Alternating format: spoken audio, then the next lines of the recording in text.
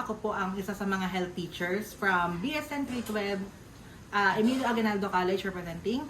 Isa po ako sa mga mag-health teaching. Ipapakita po namin kung ano ang mga ginagawa ng isang health nurse, community health nurse pala. Ito po ang ating mga kasama, ang mga mag-health teaching din po at mga magpo-provide ng information sa ating mga audience na nandito sa gilid. Meron din po tayong pag-check ng BP kung mga kailangan po ang community residents. Dito po, meron po tayong mga pabibili dito at nandito po ating mga audience for today's health teaching. So magandang araw po sa inyong lahat. Ako po si Krishy K. Santos. Para sa unang health teaching natin ay about sa dengue. So layunin ng talakayan natin na matulungan kayong maunawaan yung sanhi, sintomas at kung paano mas maiwasan yung sakit na ito. So una, ano ba yung dengue? Ang dengue isang sakit na dala ng lamok, particular na Aedes aegypti na lamok. Nagdudulot ito ng lagnat, matinding pananakit ng ulo, kasukasuan at iba pang sintomas. Ito yung mga sintomas na meron kang dengue. Una, mataas ang lagnat na tumatagal ng 2 hanggang 7 araw. Merong matinding sakit ng ulo, likod ng mata at kasukasuan. At pagkakaroon din ng rashes o kulang pantal sa balat.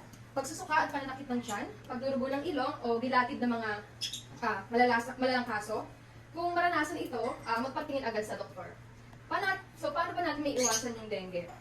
Meron tayong 4S kontra dengue. Una, search and destroy.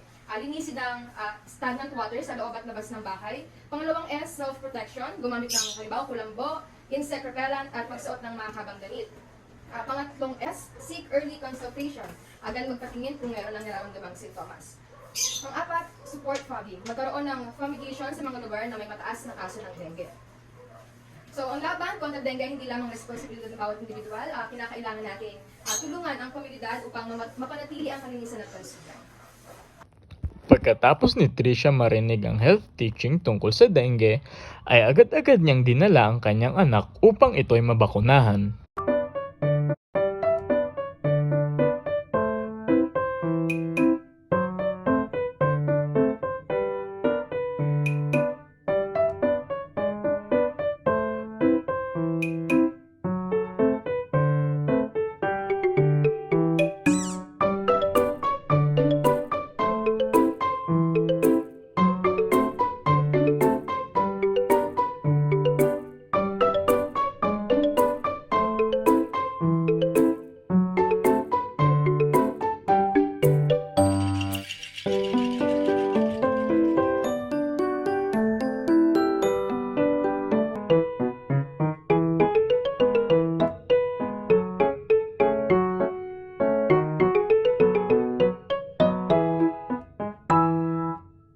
At muling nagpatuloy ang mga community health nurses sa kanilang health teaching.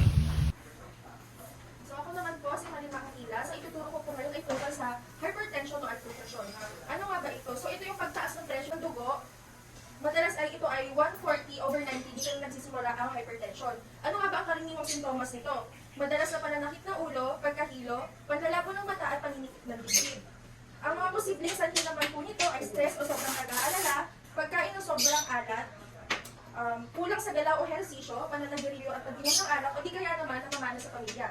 So paano nga ba ito maiiwasan?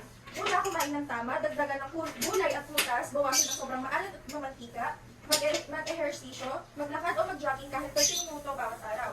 Sunod naman, iwasan ng stress, mag-relax at maglaan ng panahon para magpahinga. Pang-apat naman, bawasan ang pag-inom ng alak at itigil ang pananigarilyo. Sunod naman ay pag-inom ng mga gamot na naka-prescribe. Sunod, magpa-check up naman regularly. Pagkatapos ng diskurso sa hypertension, ay agad-agad naman nagpa-check up ang ating mga community residents.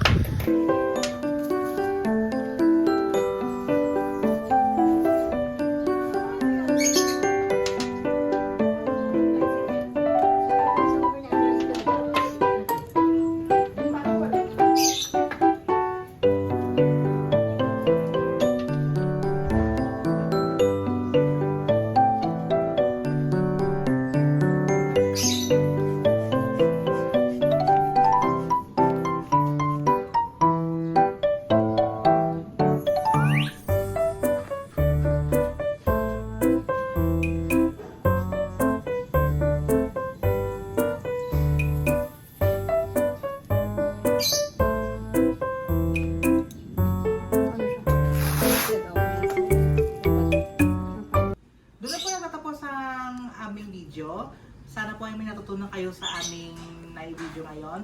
Naipakita naman po namin lahat ng katangian ng isang community health nurse. Yun lamang po. Thank you!